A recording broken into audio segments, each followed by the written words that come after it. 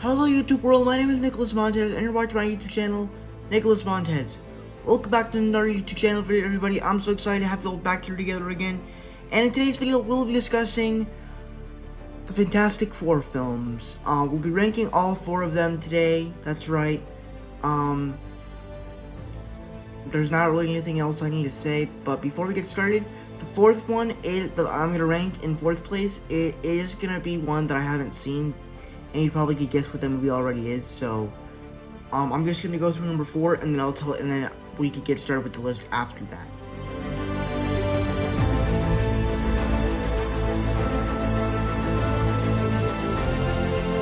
Alright, now we can get started with the list.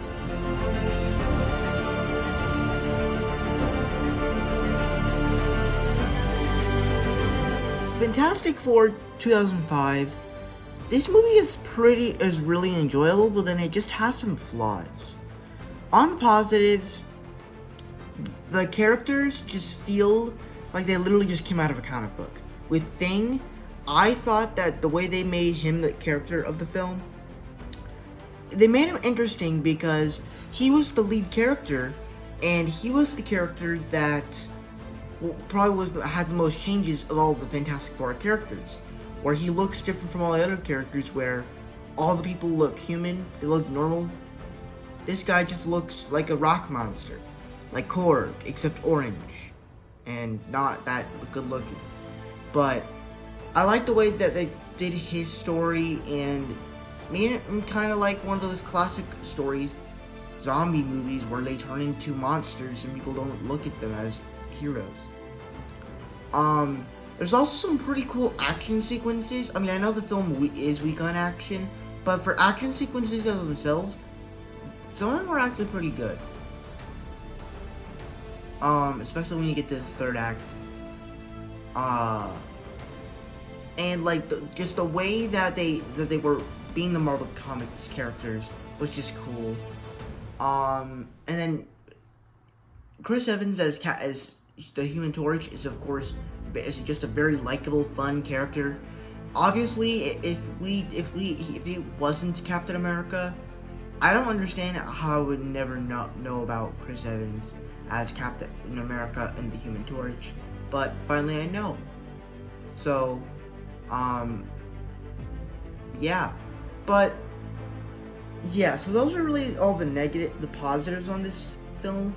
For the negatives, there's just some very weird storytelling bits. When you get introduced to the film, you don't really understand where these characters are coming from.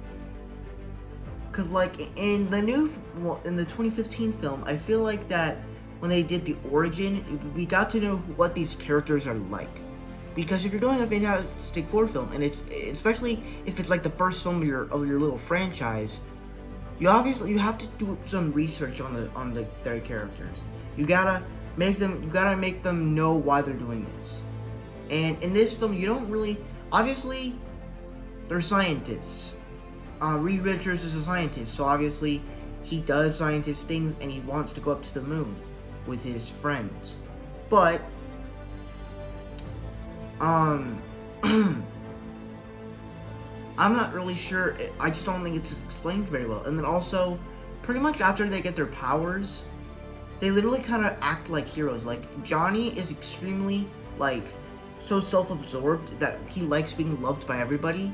And it's like, this is kind of weird, and he's not keeping his powers secret. And I feel like that when that whole scene happened at the end, when they defeat Doctor Doom, I feel like that whole sequence should have been the scene where they are first recognized as heroes, not as like mindless people. Because I feel like in a superhero film, especially as it's a superhero origin story, you gotta have them see them as basically like international threats. Well, you probably won't even notice them, but you gotta see them as threats, not actually as heroes until the end. But so overall, has very enjoyability to it, but not much because just the way they kind of did some of the storytelling. But still a very enjoyable film.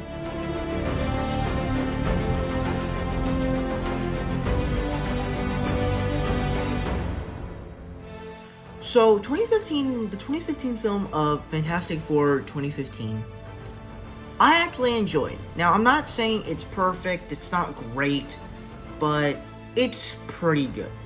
And the interesting thing about this is that if you guys watched my second video for my spring movie season review, my spring movie season movie ranking of the non-new release films I saw that in spring of 2021, I didn't mention this, but I actually own the 2015 version of Fantastic Four.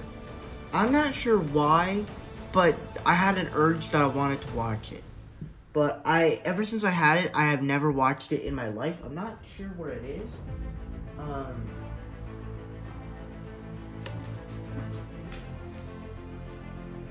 Yeah, it's between the movie Descendants and The Lion Guard: Return of the Roar.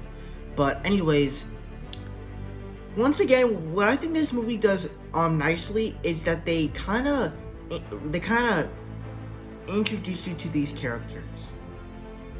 And pretty much the big standouts here are Reed Richards and Ben Grimm, where we actually get some backstory on their characters and where they're coming from, and really how they became friends, and really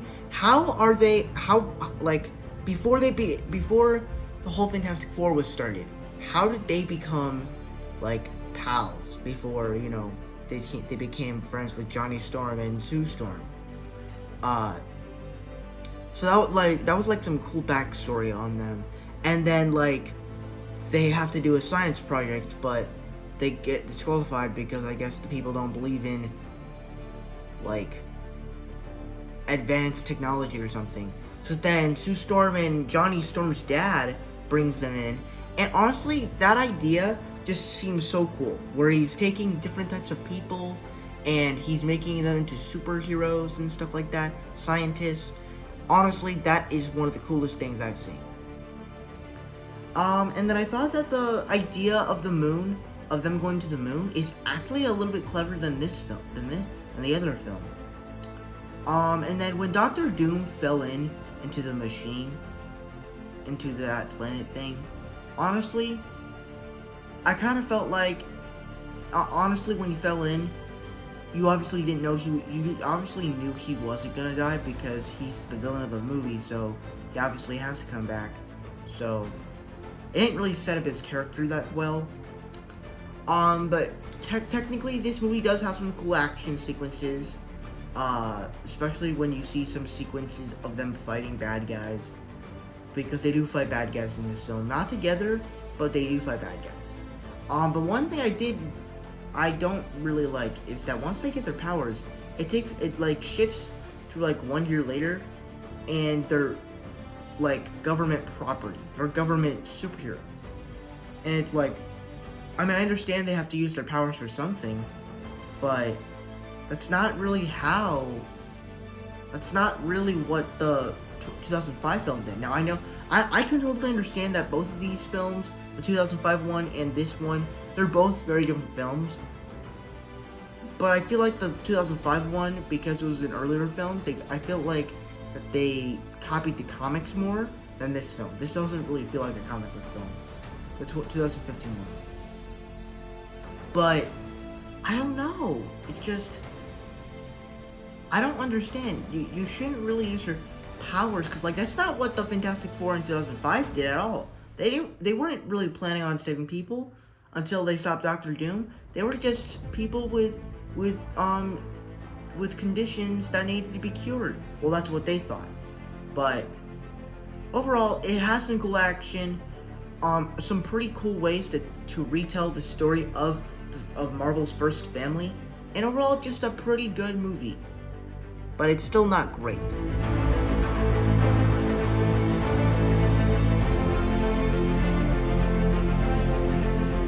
Alright, now this is another one of those films that I like, but people don't really like.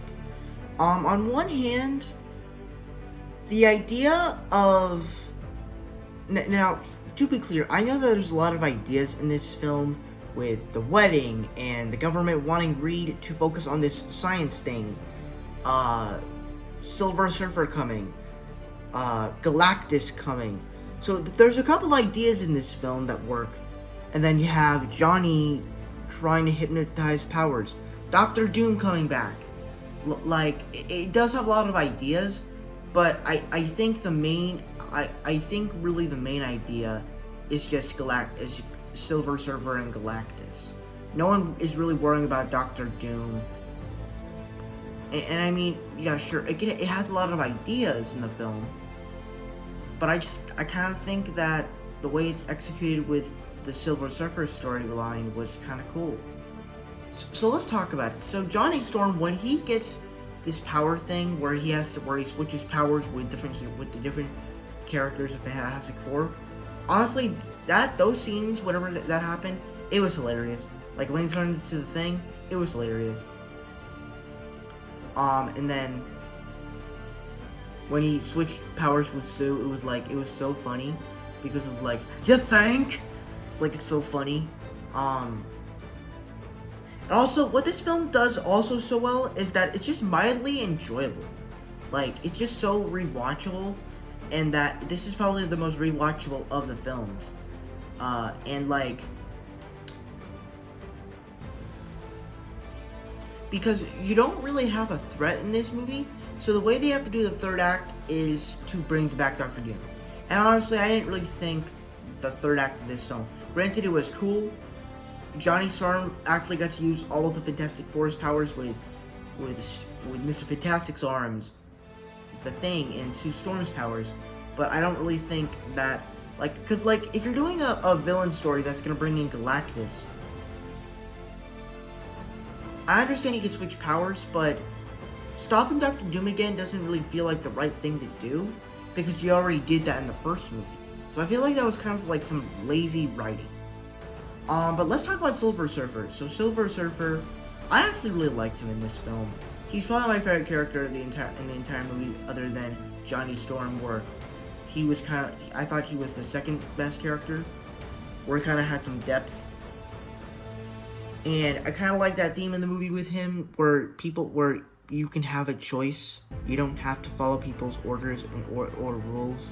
You can decide for yourself. And I kind of like that. So Silver Surfer is a really good character, really cool character, and I'm kind of interested to see what they can do with him in future films.